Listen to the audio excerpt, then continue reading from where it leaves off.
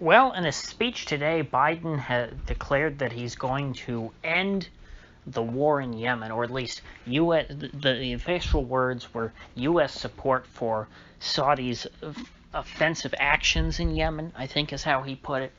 Now, Saudi Arabia has been at war in that country for 6 years now, or at least that's how long the U.S. has supported them. It was back in 2015.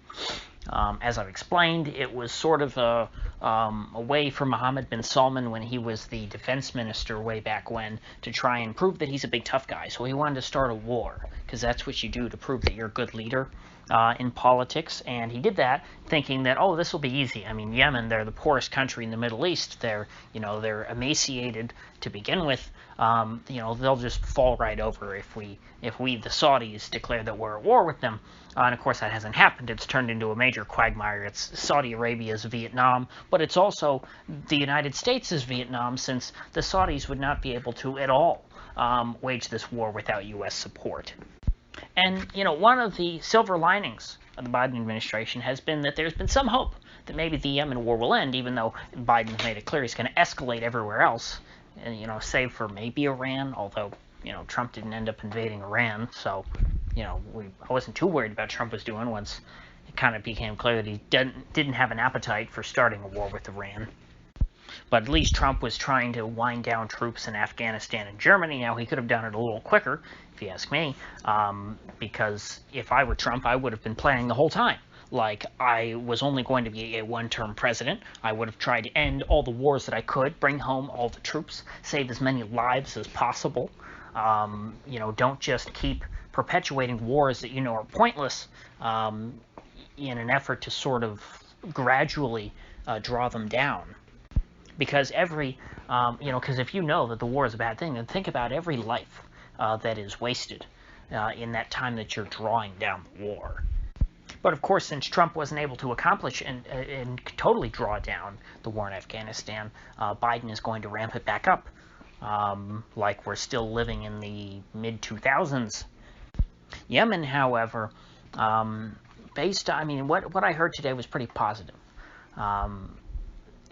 When they said that, they later clarified, the administration, what they meant by ending, the Saudi, ending support for the Saudis' offensive mission.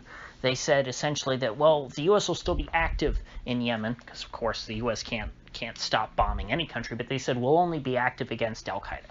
So they're going to be bombing Al-Qaeda. Now, I don't know if maybe they're going to try and redefine the Houthis as Al-Qaeda. Now, that would be a massive stretch, but they've tried to tie Iran to Al-Qaeda, which, of course, is absurd. So maybe they do the same with the Houthis as an excuse to keep bombing the Houthis, but I don't know why Biden would come out and make a big speech about this and say about how, what's going on in Yemen, creating a humanitarian crisis, it's really bad, we need to stop supporting it, and then continue to do it anyway. I hope that this means that they actually are going to stop helping the Saudis with this. Stop helping them pick targets. Stop refueling their jets. Stop, supplying them with the bombs to do this. And, if the Biden folks do pull through on this and actually do follow through on this commitment, it will mean, sparing the lives of however many tens of thousands of people that, are going to be killed in the future if nothing changes. As we know, hundreds of thousands have already died for no reason, by the way. There's absolutely no reason for there to be a war in Yemen. There's nothing going on. There's nothing at stake. You can look into it if you want. You don't have to take my word for it, but I mean, it's so dumb that I don't feel any need to explain it. People are simply dying because a fire was lit back during the Arab Spring, and the U.S. has decided to pour fuel on it and keep the fire going for all these years, even though naturally it would burn out very quickly were it not for the U.S. Stoking the flames. And, there was a hesitation during the Trump years on the left for anyone to criticize the Yemen war, even though it was terrible. Most people think that was because Obama was the president who started the Yemen war. And so if they criticize Trump for it, well, the first thing people would think is that, well, who started it? Was it George Bush or was it Trump? Nope, it was Obama. And then that would, somehow, well, I mean, obviously it would make Obama look bad because he started a horrible war.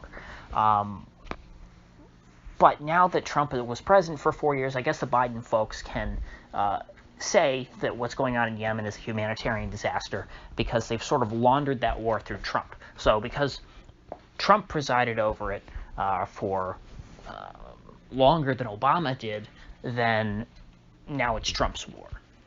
And frankly, I don't care what they do. They can call it Trump's war all they want. They can say it was a great war when Obama was president. It was only a bad war after Trump took over.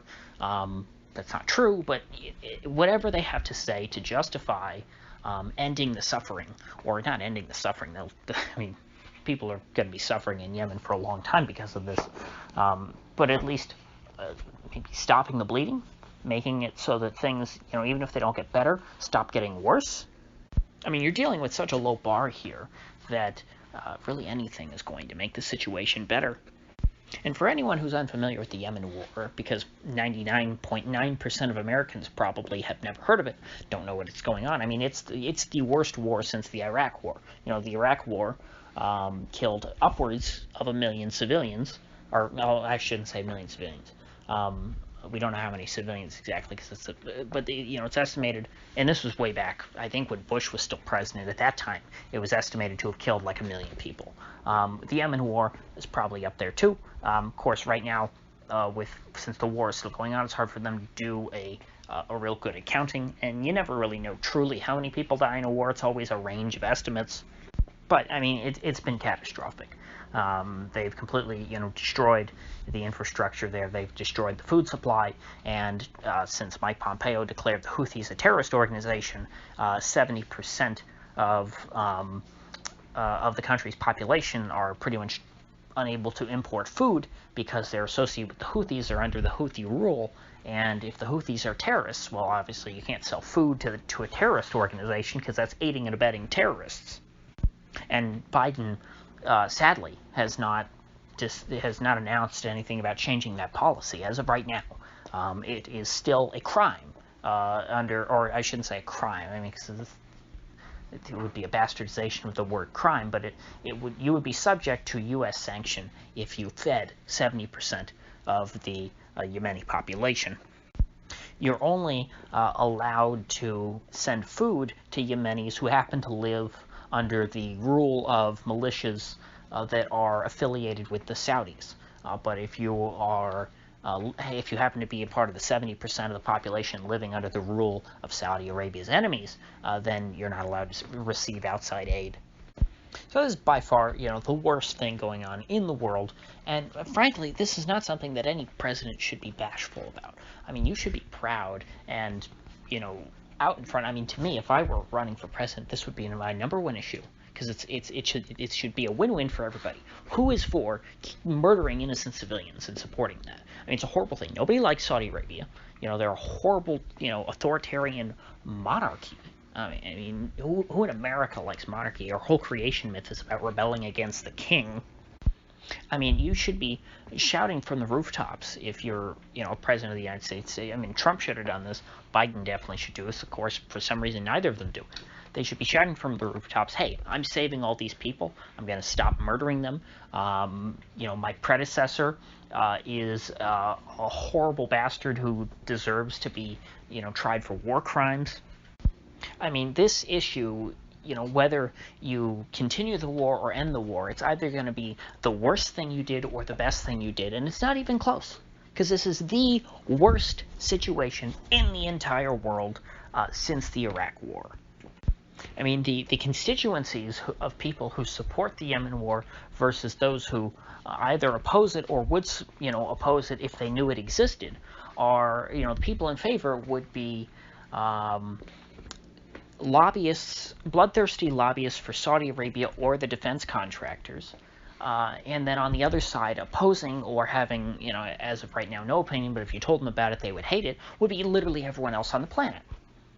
If Biden wanted to unify people, this is a pretty easy thing to do, and it's something to where everyone could pat themselves on the back and say, hey, we did a good thing, even though, if you want to look at the government as we, which is a horrible way of thinking, because I mean, I couldn't sleep at night if I thought that the government truly represented me, because of all the horrible things our government does. But if you think that it does, if it does represent you, you can say, hey, my government did a good thing.